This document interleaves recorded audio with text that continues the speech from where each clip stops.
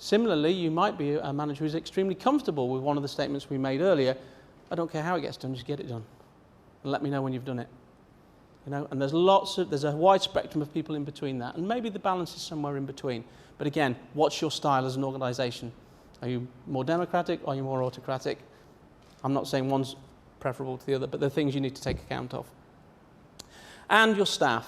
Again, there's a whole issue here around who you employ, who you continue to employ, who do you recruit, what are your recruitment policies. We've heard about X and Y, and I don't want to get into too many generalities around that, but clearly there is very sound evidence to suggest that there are some with preferences for working some way, as there are for others, irrespective of which particular generation they come from. So the 7 S's framework. How do you use it? Well, basically the idea is to take a litmus test. Where am I now? What does my organisation shape look like? Do I have a clear, well-written and understood strategy to do any change, but in this case, to make the best use and to gain from the technology? What do my structures look like? Do I have the policies in place? Do I have the necessary structure and organisation to adopt and adapt? Do I need to adopt and adapt that to get the best from this? And so we go, answering the same questions. Now that's what that little brief that was on your chair was about. It has some examples of how this model can be used. It has some examples of the questions that you might want to consider using. Okay, they're not exclusive. You are all individuals, your organisations are all different, but you will have questions that you think you need to ask. But the purpose of looking at this is, let's have a good look where we see patterns maybe like this, and don't worry too much about where you sit on this. That little skip across the top there is sometimes called the maturity bar, which is always a bit funny for me. But the fact that you may all be sitting in initial, well, you may have only started up yesterday. You know, you may have been in existence since 1589. There was a company on the telly from London who make brass bells the other day, and he was clearly not someone who was in favour of technology. But they'd been going since Elizabethan times. I would say they were probably still sitting somewhere around initial, okay? So don't worry about that. And you can set your own definitions within bounds about where you think you are, but it's about progression.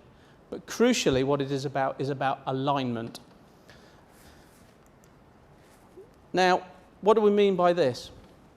What I'd like to the message I'd like to get across here is, if you are going to make the very best of any change, if you are going to make the best of the adoption of this fabulous technology that is going to definitely set a lot of us freer to work harder and better, but smarter, then you need to get these things in alignment. So your strategy about how you're going to use technology needs to be well understood, needs to be written, needs to support your cultures and your values. You need to have a structure that's going to do that. And we heard discussions about what are we going to do with the IT department. And we've seen loads of Dilbert cartoons about what possibly could happen to the IT department, none of which is probably true. But we've said, structurally, we still need these experts. But what we're going to do is we're going to use them in a much more intelligent and directed way. Okay? That's a structural change. But it's a structural change that involves people. And that's important. We talk about our systems. Do we have a health and safety policy that effectively covers somebody working from home? Do we have an HR policy that affects remote performance management? And so, and so, and so. If we don't, let's get one. But let's get one that reflects the strategy, but reflects the shared values of the organisation. It may not be suitable for everybody to work remotely. Okay? Now you know, if he has 2 apples and I only have 1, I want his other apple. I'm not going to be happy with half of it. I want the whole of it because I'm a human being. So if people perceive that they're getting treated in a different way, then you have things to deal with. So, and that really boils into your shared values there. Skills. We talked about the technology skills to exploit the new technology and the new capability. Absolutely crucial. But the skills to use it to best business effect. The individual, the manager, the board. Do they understand? Have we invested enough time in making it clear to them how this is going to work and what they're going to be expected to do? If we're going to look at something like managing people remotely, do we look at our performance management system? Perhaps we need to. If we're looking at a performance management system, do people have the skills to set objectives properly, to monitor them, to make them smart? And we'll come on to those sort of things. And have I got the right staff in the right place at the right time? Sometimes some hard decisions come out of that. But it's still an important thing. The whole idea of talking about having this aligned is if we're all aligned, we can take the next step. Now, we may not all step forward together, because I would suggest you want your strategy sometimes to be leading on some of the other things, because without strategy, you're going to have problems. But you should never really see yourself far distant in any of those, because if you have a fantastic strategy, structure and systems and style and staff, but no skills, it really isn't going to matter. You will not get where you need to be. And similarly for any of those. So that's the sort of idea behind the 7 S's. And I raise that as an idea because I think it's a tool that you can, to use that horrible American term, unpack and use for a lot of things. Okay, the most important person, me, the individual. And this is the individual, whether you're the managing director or you're the individual who works for the company in some role or function. It doesn't matter where you exist within the organisation. And this is where I'd quite like to go back to our Generation X and Generation Y. I'm not going to ask you to put your hands up, but what I will just say is be cautious of generalities, because they're absolutely right. There is clear evidence that shows that people from a certain background, from a certain age group, are more adaptive and happier with technology and work in a different way. They're wired up differently to those from other generations, but it's not an absolute. Similarly, within each group, you will find people who have very different types and approaches to their work. We use a little simple chart here, and you're already putting your staff on this chart. Hopefully you've already put yourself on it. Okay? All we're turning around and saying here is, I have a high will, high skill individual. What am I going to do with them? In the context of what we're talking about, surely they're going to be my early adopters.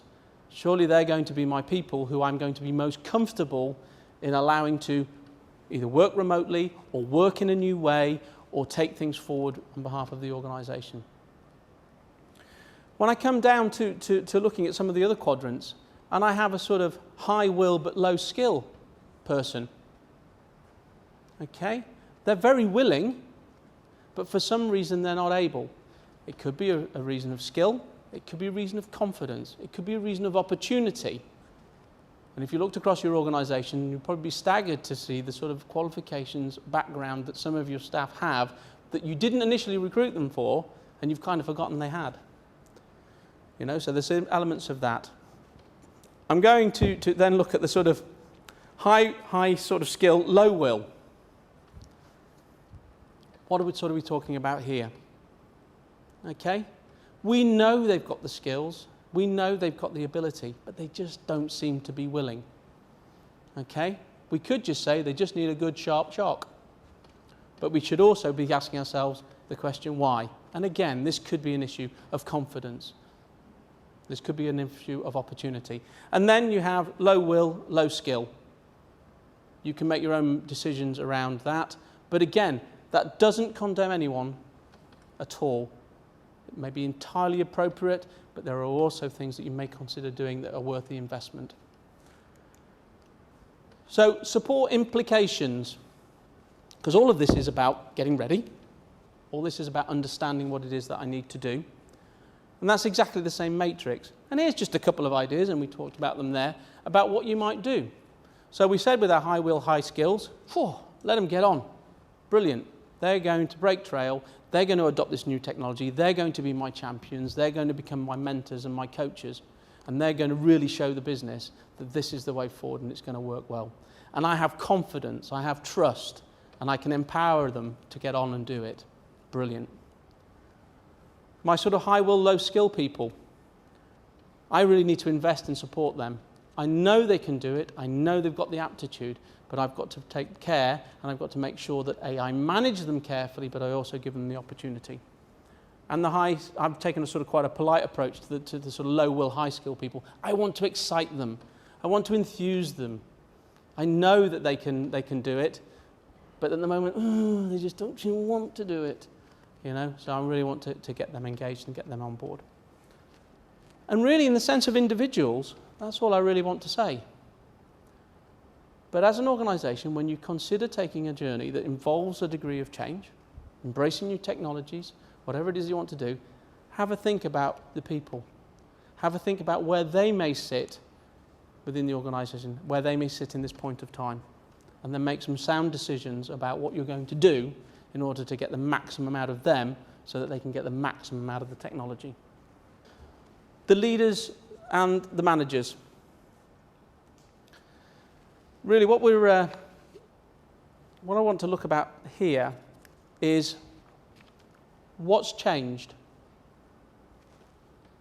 We're talking about allowing people to work smarter, and underpinning that we've talked about allowing people to work from wherever they are, wherever they might be, from home, flexibly. So what has changed for the organisation? If traditionally you had an organisation where there were 40 people, they came to work at 9 o'clock in the morning, they went home at 5 o'clock at night, and you managed in that sort of environment, have you got any new challenges? Are there any different tools and techniques that you might use as opposed to today when you walk in and there's only 5 of them there because the other 40 are out there doing your bidding, doing your business, embedded with the client, doing what it is that you need? Good management and good leadership should stand any situation. It's the way you apply management and skills to those situations that's important. If, however, you're sitting there thinking, actual fact, there are some things here that don't work as well in the office as they might, I can guarantee they'll work even less well when people are remote.